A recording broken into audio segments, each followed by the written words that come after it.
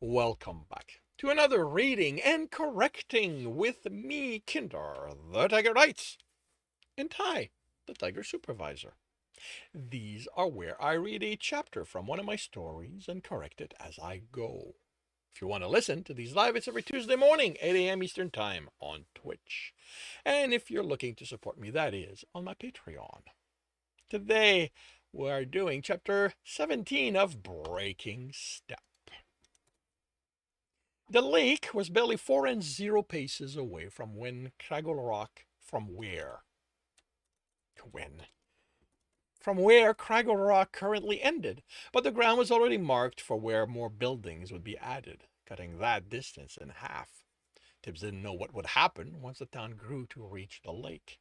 Would baths be set up the way he'd seen in a few of the, not in a few, in seen in the cities he traveled, because baths are a common thing. I know that what I meant there is that a few cities would have grown around lakes like that, and that's where it happened. But would Bath be setups the way he'd seen in the cities he traveled to in his search for his city? Those also had clothes washing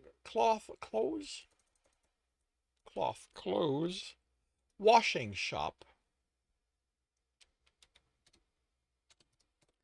Clothes washing shop on the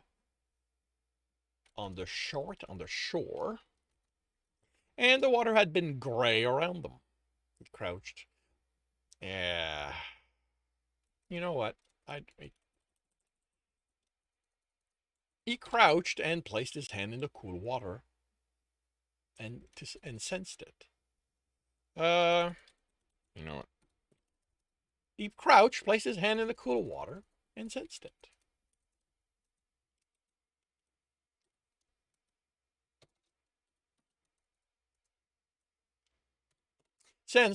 Sensed for a difference in it and the water from a well. And the water from a well. You know what? Well, no, wells would be a thing at this point.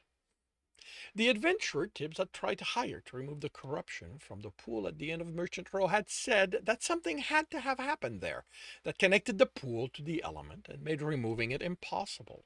Other than the unleashing of the concentrated essence that had caused the destruction, the only thing that to happen was the audience Tibbs had with corruption there. And he had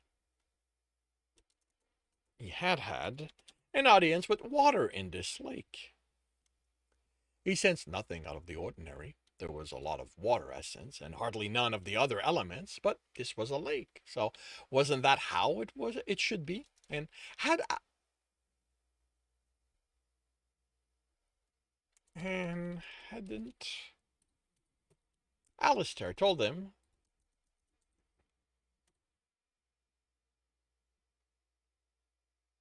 Oh, okay.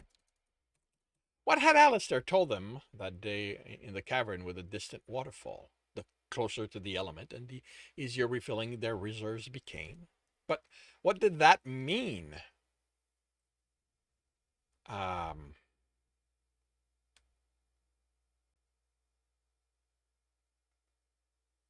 eh,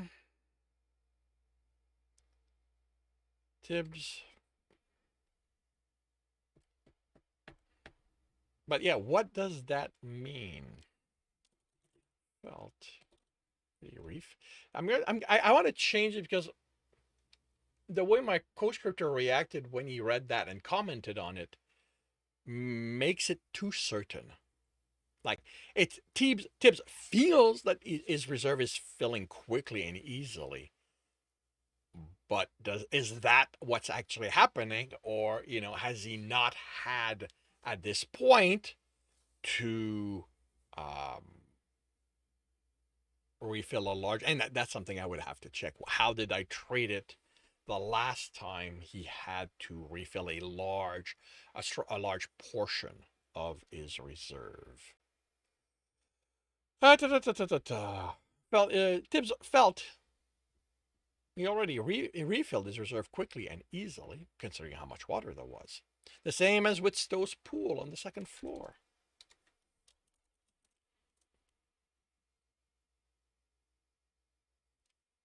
He looked over his shoulder and gauged the distance. Alistair had said that close enough to the element.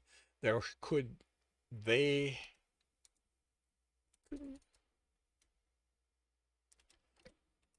they could refill their reserve as fast as they used it.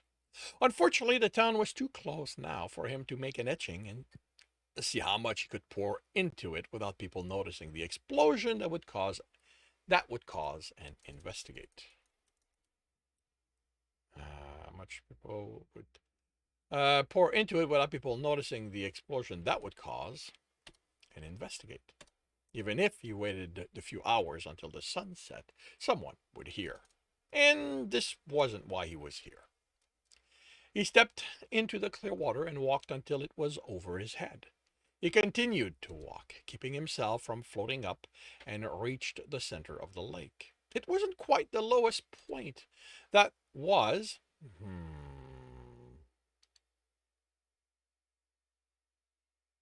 No, that was is the point. That was a few paces to his left, a hole through which water floated up and in. Water was all around him. He was as close to the element as he knew how to be. Now he needed a strong emotion. He couldn't rely on his fear of dying here. He couldn't rely on his fear of dying. He understood now that he couldn't drown, so there was no way to trick himself. Water didn't hurt him. Even without creating air to breathe, he didn't suffocate. But there were other emotions than fear of dying. Tibs saw how powerful Jackal's love for Krosef was and the way the fighter changed his outlook on life for him. He saw Mez's dedication to his ideal through the pain he endured to maintain them. Tibs had neither of those. But he had an emotion buried under the ice. All he needed to do was let it shatter, and Tibs would feel more than he'd ever wanted to, more than he thought he could endure. At least here, when he exploded, the town would be safe. Unless the explosion was such, the lake was sent in the air and fell down on it.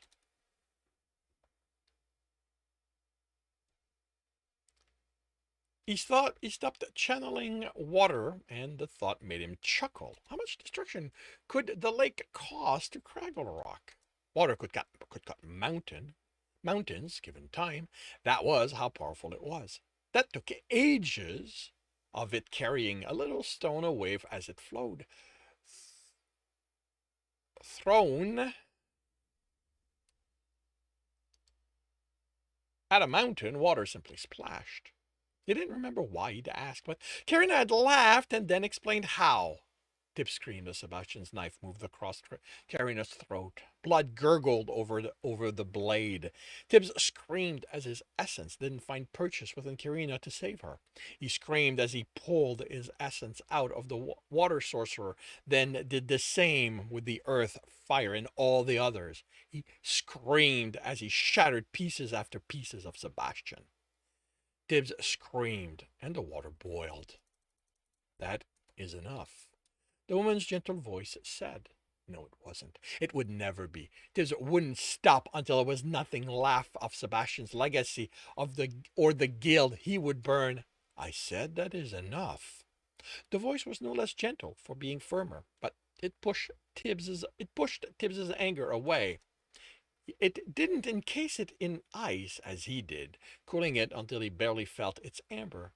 She put distance between it and Tibs. He knew it was still rage, but that distance reduced its influence. But it didn't remove it. Why? He demanded. Why did she have to die? He stood. Why did you let her die? Water smiled sadly. I do not have influence on your world, child of human. Why not? Your essence gets there. So why aren't you deciding who gets it and what they have to do to use it? Why aren't you and the others making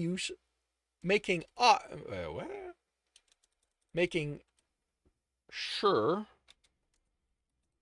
We stop always hurting each other. You know why, she answered gently. You simply choose not to acknowledge it because you want someone to hurt. Tibs closed his mouth on the reply.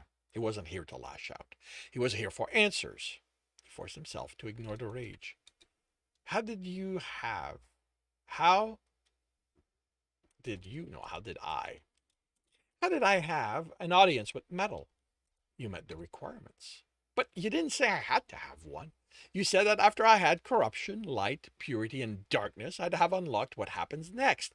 I can turn my reserve into any element I channel now. And you thought that would be the end of it? And you thought that would be the end of it, she stated. Tibbs sighed. He had, hadn't he? But would it ever end? Am I going to have to chase after all the elements? She considered him, flowing down to her knees so they were eye to eye. You are not required to do anything. You are on the path, she smiled. You are on the stairwell, where each of us can help you move to the next step. But you can choose to stop any time you desire. You can return to it or not, as you decide. At least the choice was his. What happens when I reach the top of that stairwell? It ends. That sounded ominous. But but I don't have to go that far. This is your path, child of human. How far you go is only for you to decide. Do you have any advice for me? She smiled. Choose wisely, but with choose wisely, but with the power comes danger. I already know to be careful not to let the guild know what I can do, he replied bitterly. He'd hoped for something useful. He noticed her smile had turned sad. Had he misunderstood what she'd meant? Was she warning him that others would be a danger to him? That the power itself could be a danger to him and others? Well, he knew fire was. Did she mean... Why was he asking himself those questions? Can you explain what you mean? The warning is the extent of what I can do. The rest is for you to work out. Of course it was. Is there an order in which I should seek the other elements? How many were there? One? 1 and 6, maybe? Alistair had said something about the arcanis and letters. I have changed that. Yeah. 2 and 4. The order is also for you to decide. Although, because of what you are, some may come to you without having to seek them. But what you are will not protect you or ensure you reach them. Remain vigilant.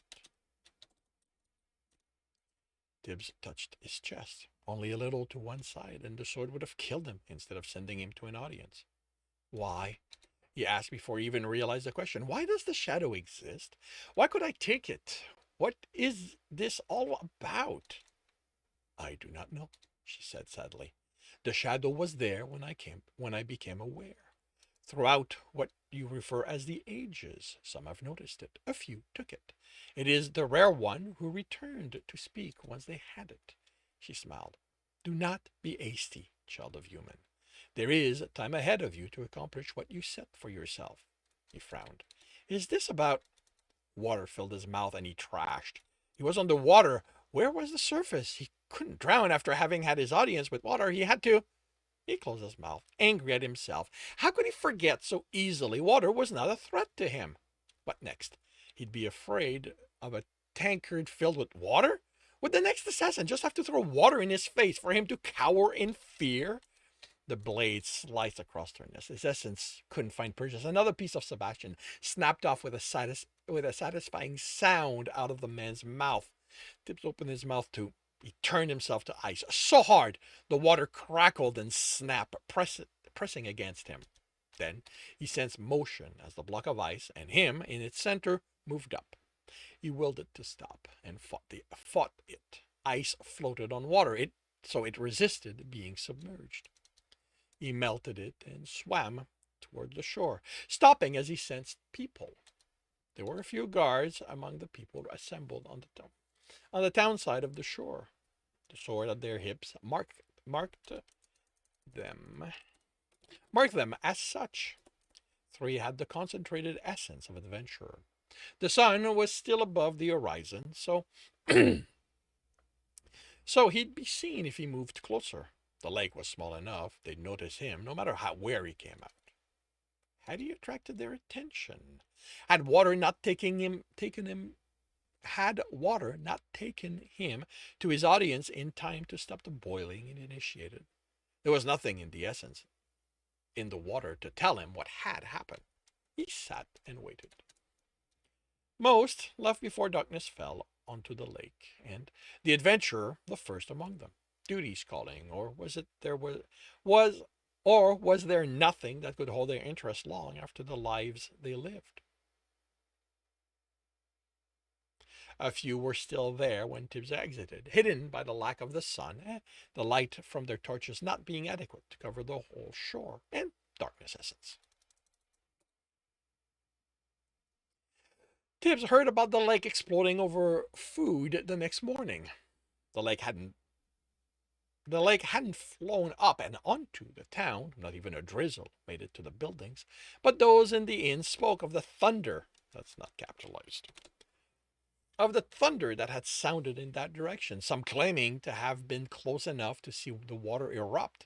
Some said Everburn making its way there.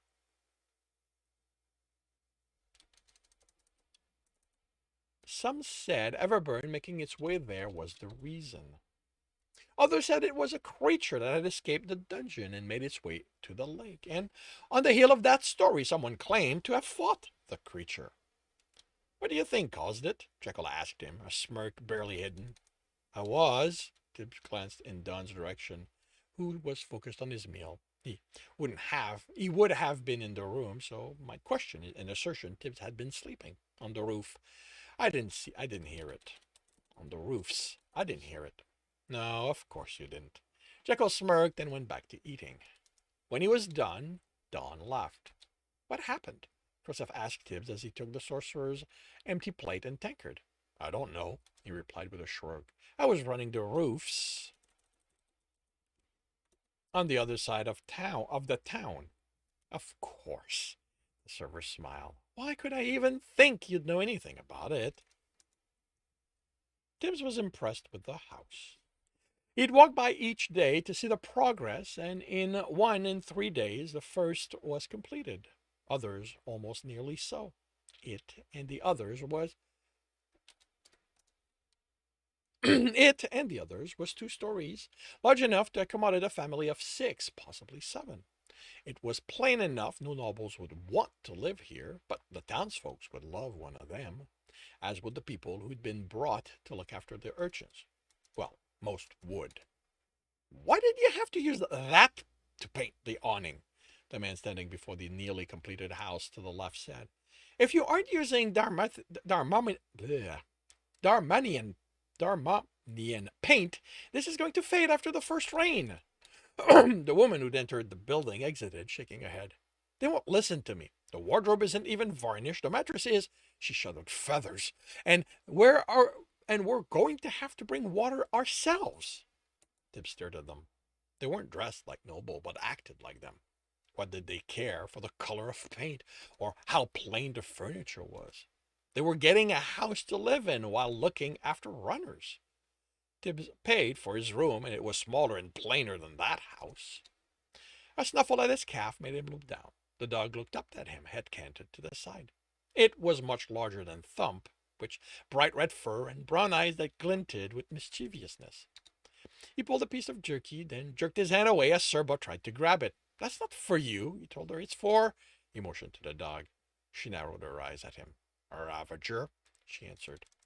He looked at Ravager in surprise. There was no evidence, no violence in those eyes. I think it tricked you. You should call it trickster. She, Serba corrected, is going to be the most dangerous of them. Tibbs crouched. Don't listen to her. He broke a piece of the jerky and gave it to the dog. You're going to be a fun-loving one, always getting the others in trouble with you, and pulling them out of trouble, too. He leaned in and whispered, You're a rogue, aren't you?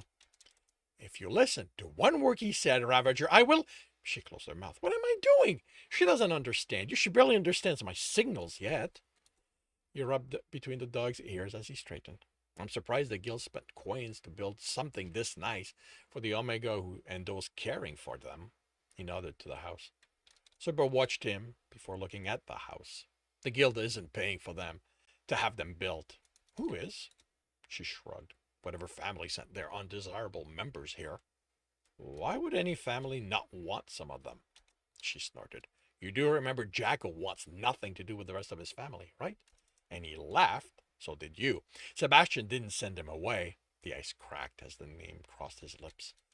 She didn't answer immediately, watching the couple, who were now speaking too softly, with one of the workers for Tibs to make out the words, but they weren't making a good impression. They're from wealthy families, minor nobles, merchant families, or would-be nobles. They all have two things in common, lots of money and a need to appear respectable. They always end up producing the kinds who have no interest in behaving in proper ways. Could be as simple as not wearing the family colors associated with the wrong kind of people, or they betted the wrong person and now there's an heir no one can find out about. It's hard to make sure those indiscretions don't come to light. My father had scores of people whose job was to discover things like that about their respectable families back home. With them, he filled his coffers easily. She studied the couple, now in a heated discussion together. She's the one they had to remove. He's her lover, probably from a rival family, so both families might have put money towards sending them away. She's used to better things than he is. He might get used to living here, but not her.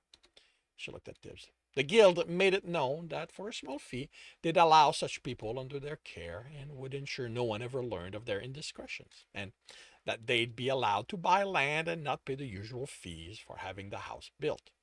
So the guild isn't doing this. The ice cracked. Why was he even surprised? She shrugged. They made the opportunities available, but no, they aren't paying for the houses. Then why isn't the house being built the way they want since they're paying for it? Serbot chuckled. They aren't who's paying. Their families are. I doubt they paid for anything more than the minimum. Maybe specifically so that would happen. The woman looked angry now. Families who are okay with unconventional relatives don't resort to hiding them as far as they can. And those who do aren't interested in their happiness. This is all a racket for the guild to make money. She glanced at him. Are you surprised? I was hoping. He filled the cracks. Why had he even bothered?